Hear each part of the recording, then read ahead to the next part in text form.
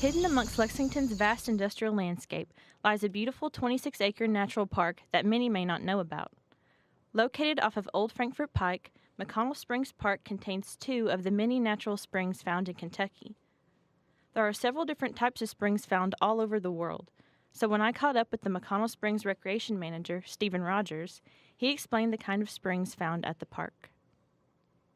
They're artesian springs, so we have a karst topography in central Kentucky. We have a limestone bedrock, and so over time, water will dissolve the rock itself and start to form channels in the ground, and those channels will start to bring water together underneath the ground. And springs like ours here at McConnell Springs are areas where the water come up out of the ground for a brief period before going back underground. While the springs are intriguing enough, the park has several other natural features worth seeing. So, of course, we do have the two springs that I mentioned, and those are very significant to the park. Outside of that, we have a wetland pond. It was a man-made pond, but it was made to help clean storm water that was running into the springs, and so now it serves as a natural habitat for aquatic animals. We have, of course, our forested area, which covers probably most of the park. About 23 of the 26 acres of the park is forested, and that serves as an urban forest, and so it's an early succession forest. We do have a couple of older trees that are remnants from the farming days at the park, but most of the trees here are younger, less than 50 years old, even younger than that potentially. And so we have a forest that's starting to progress back into a more mature growth. There's no question that with its many natural features, McConnell Springs holds environmental significance to the city of Lexington. What people may be less aware of is its historical significance to the city. The springs are named after William McConnell, a pioneer originally from Pennsylvania. In 1774 and again in 1775, William, along with his brother Francis and a few of their cousins, came to Kentucky for one very important reason: land. And in that prospect, McConnell and his men were very lucky. He got in on the ground floor as far as getting land was concerned, which was a very smart move. He and his brother Francis and his cousins and other men that were with him surveyed in the Elkhorn area, and he put his survey on the sinking springs, which we now know as McConnell Springs. Dr. Nancy O'Malley is an archaeologist who serves as the assistant director for the William S. Webb Museum of Anthropology at the University of Kentucky. She participated in an excavation at the springs in the early 90s and wrote a report about it titled McConnell Springs in Historical Perspective. I had the opportunity to talk to Dr. O'Malley about her work, and she explained to me how the McConnell Troop was supposedly instrumental in the founding of Lexington. The story goes that they were camped down there, this surveying party, William and Francis and all his buddies, and that's where they were camped at the time that the news of the Battle of Lexington reached them.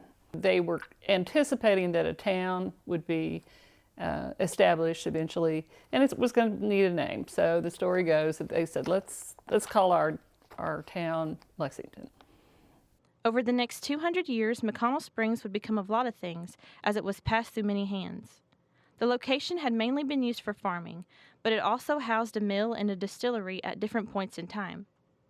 In the late 1800s, the land fell into the possession of David Cahill. Cahill and his family ran a dairy farm on the site and famously raised and raced trotting horses. However, the historical significance of McConnell Springs reached beyond the local level, something Dr. O'Malley discovered during her research. I began to realize what kind of significance, historical significance, this site had. And it really went way beyond some local significance of where Lexington got named. It really reached out internationally. And so it had, if you think of historical significance as at different scales, it ran the gamut from local to international. You could find a connection. There was the gunpowder factory there from 1810 to 1833 that was operated by Samuel Trotter and his brother George. And they were producing gunpowder for the War of 1812 for the federal government. Thousands and thousands and thousands of pounds of gunpowder came out of that area. Uncovering all of the history of McConnell Springs was no simple task. While remnants of a rock fence and the foundation of the Cahill's Creamery help paint a clearer picture of the park's past, Archaeologists and other researchers rely on old photographs and newspaper articles to fill in the blanks. But even then, it's impossible to truly understand everything that has taken place at the site over the last 2 centuries. Archaeologists get the remnants of what's left over. And a lot of things don't preserve at all. Other things may preserve for a short period but may not persist. Subsequent land uses can eradicate archaeological evidence, which is very common. And all those things happened at McConnell Springs. We are lucky that the park we see today even exists at all. As industry expanded in downtown Lexington in the 80s and early 90s, developers sought to fill in the springs to make the land more usable. Knowing the environmental and historical significance of the springs, officials took action to protect it. Because there was this big sink, they wanted to fill that in and make more usable land out of it. Unfortunately for the developers of that park, they didn't realize that we have a sinkhole ordinance here in Lexington that preserves sinkholes because of the environmental impact that things like filling them in has on our entire drainage system underground. And so they were prevented from using all of the industrial park property the way they had anticipated. However, the area did not remain totally unaffected. They did manage to fill in quite a bit of area before they were stopped. And you can walk out to the park today and go down the path coming off the visitor center, and you can see the big slope of fill right to your right as you're going down into the park.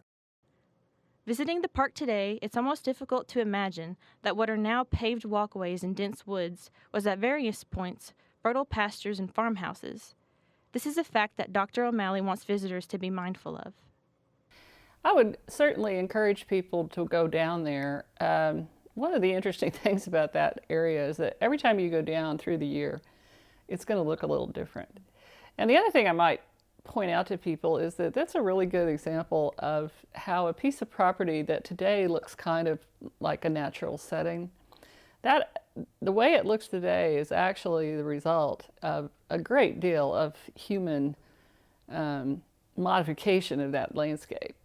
And so and I think that's true in a lot of places where you go in and you think, oh, this is so natural, and it's always looked like this. Well, McConnell Springs looks very different from the way it looked before. I mean, it was a manicured stock farm at one point and if you can train your eye to start looking for these indications of human modification, I think it gives you a more nuanced sense of the landscape, and maybe would encourage people to learn a little bit more about the past of that place, and understand that there's lots of places that have that deeper past that we don't tend to look for very much. And of course, that's why archaeologists exist, to find that deeper past.